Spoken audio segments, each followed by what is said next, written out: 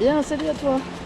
On est à Helsingborg et là on rentre dans les 2 derniers jours et malheureusement on va les faire sous la pluie. Regarde, il pleut à mort. Donc là on va chercher Titine, on va la charger et après on va se mettre on the road again. Bon, ça y est, on est fin prêt pour partir, direction de Paris, 2 jours de trajet et on va aller en direction de Brême aujourd'hui. Et ce sera l'occasion aussi de voir si les super acquisitions tiennent bien la pluie. Voilà, qui va pleuvoir pendant 2 jours. Allez, ciao. C'est parti pour 1350 km. Je vais pas chômer. Sur autoroute, on s'ennuie beaucoup. Alors, personne derrière? Pour toi, public, j'enchaîne les prises de vue les plus intrépides.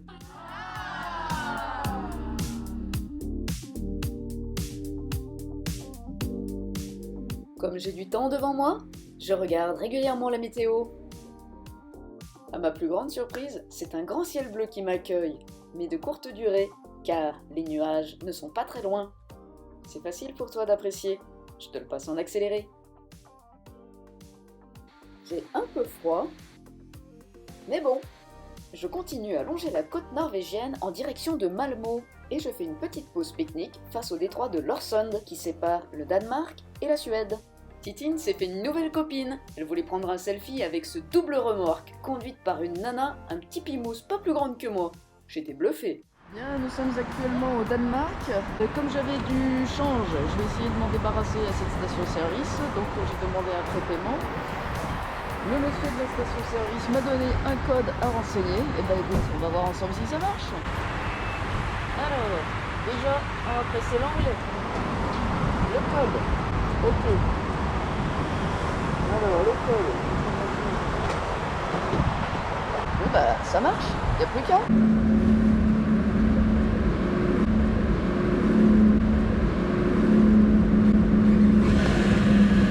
Si tu ne le savais pas encore, faut que tu saches que j'ai à moitié été élevé dans une station-service. Pour pas faire de pub, je vais la nommer quand même, une station Shell. Et ce qui m'a fait très plaisir en voyageant en Norvège et en Suède, c'est de voir qu'il y avait beaucoup de stations Shell. Donc j'avais une pensée très sincère pour ma tante et mon oncle qui m'ont gardé. 112 crowns, et ben écoute, c'est juste que je l'ai mis dedans. Ça marche. J'ai réussi à me débarrasser de mon cash qui me restait, de la monnaie locale du Danemark. Et 2, je suis contente, j'ai réussi à faire mon plein. Voilà. Tchuss. On poursuit notre route direction Stalgèse. Hey, ça bombarde, non? C'est pas compliqué, c'est toujours tout droit. Oh, ça pouire! Quand tu doubles un camion, m'a-t-on appris, faut baisser la tête pour avoir l'air d'un coureur et fendre le vent avec aérodynamisme.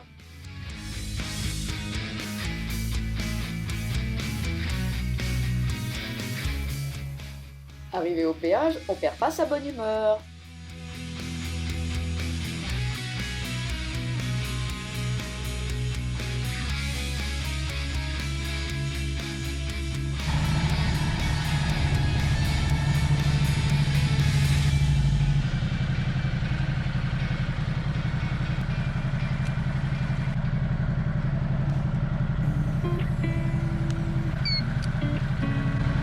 Allez, c'est reparti.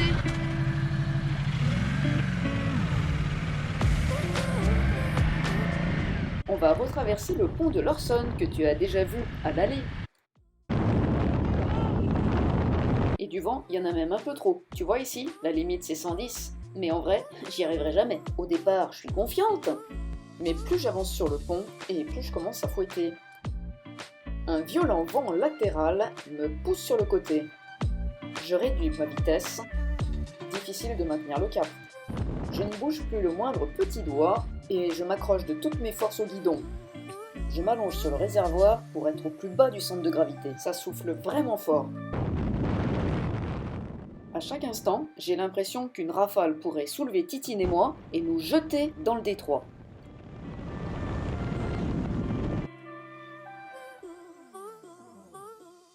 Enfin, on arrive de l'autre côté de la rive. Regarde les magnifiques éoliennes. Et bien sûr, la pluie recommence à tomber.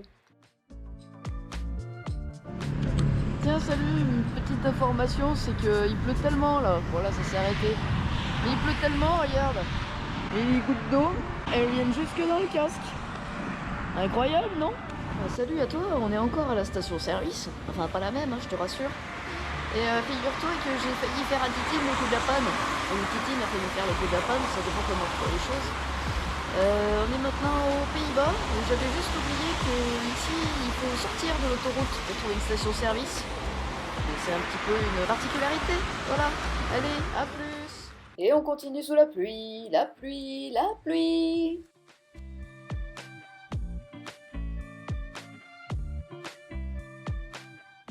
Le temps change presque instantanément. Avec ce coucher de soleil, je crois bien que je vais me chercher un endroit pour dormir ce soir.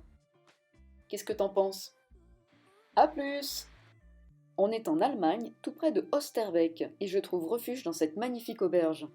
Ne jette pas un coup d'œil à mes cernes, je suis crevée. Je mets Titine à l'abri, j'ai pas trouvé mieux. Le lendemain, je suis super en forme. Bonne nuit de sommeil et ça repart. La météo est pas terrible, il pleut pas, c'est toujours ça de prix.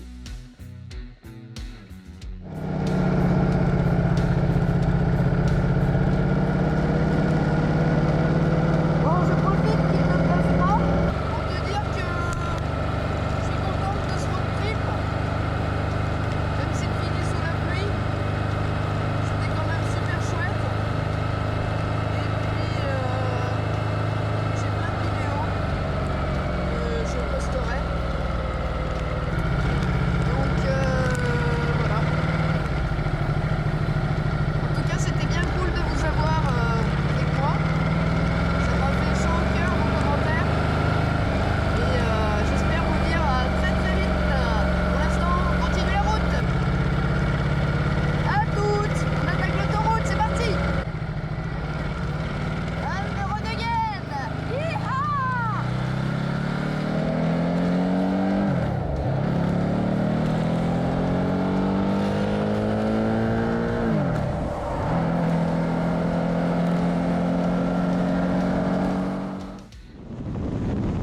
Regarde, encore des éoliennes!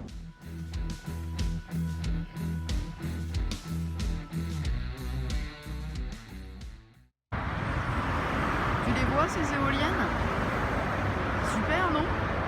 Ce qui m'a impressionné en fait en voyageant dans ces pays nordiques, c'est le nombre d'éoliennes qu'ils peuvent avoir sur leur sol et aussi dans l'océan, dans l'eau, de façon générale. Et je trouve ça génial. Bien écoute, aujourd'hui je voulais te présenter les différentes éoliennes que tu vois derrière moi. Là t'en vois deux, mais il y en a quand même pas mal. Je dirais une bonne quinzaine rien que là sur la route. Et ce qui m'a vachement impressionné, il faut savoir en fait une éolienne, rien que le mât déjà c'est entre 80 et 100 mètres. Et si tu rajoutes une pale ça fait 50 mètres. Donc le diamètre en fait du rotor fait 100 mètres. Et c'est vraiment super impressionnant en fait. Et voilà, je voulais partager ça avec toi. Bisous, ciao!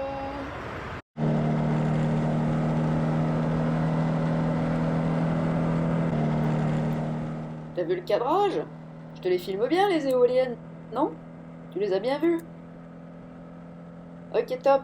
Un beau ciel bleu commence à venir. Miam, miam, miam. Il fait un peu froid. Non, j'ai pas froid. En revanche, je m'ennuie à mourir. Atchou! Quand tu portes un casque et que t'as envie de te gratter le pif, c'est quand même très contraignant. Avoir un casque modulable, c'est quand même très pratique. Sinon, après 400 km d'autoroute, comment te dire qu'il faut changer un peu de position?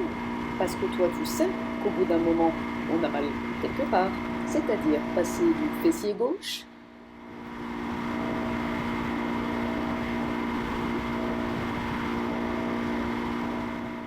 au fessier droit.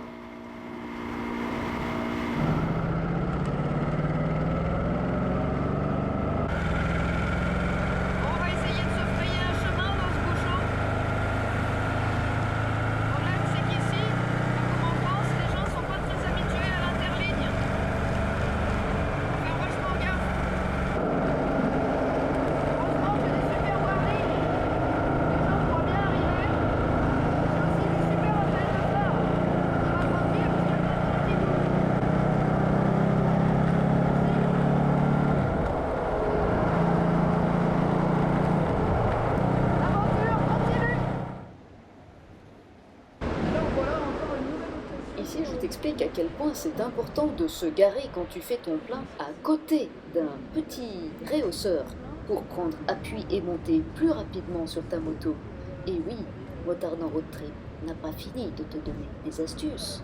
Mais Motard en Road Trip n'avait pas pensé que la moto serait davantage couchée que ce qu'elle pensait et frappée par la fatigue intense, se trouva fort dépourvue et redresser la moto, elle ne put.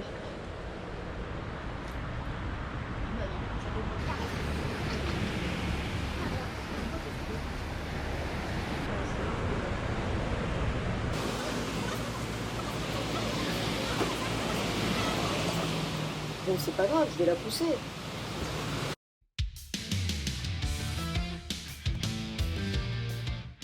L'avantage quand tu es seul à piloter une moto en musique, c'est que tu peux faire un peu n'importe quoi.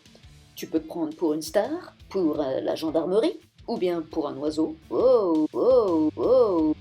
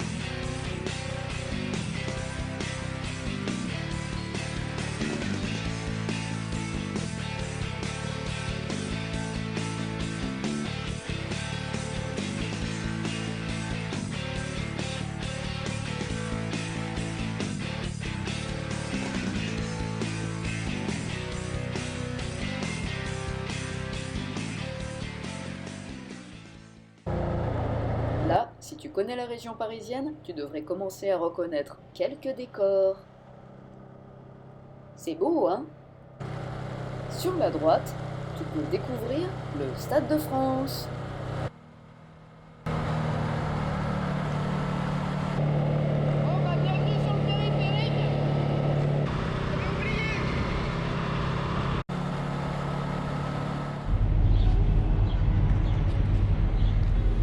Bon, bah c'est le moment de se dire au revoir avec Titine sur ce beau coucher de soleil. Allez, Titine, dis au revoir à tout le monde. À notre prochaine aventure, on vous tient au courant. Bisous!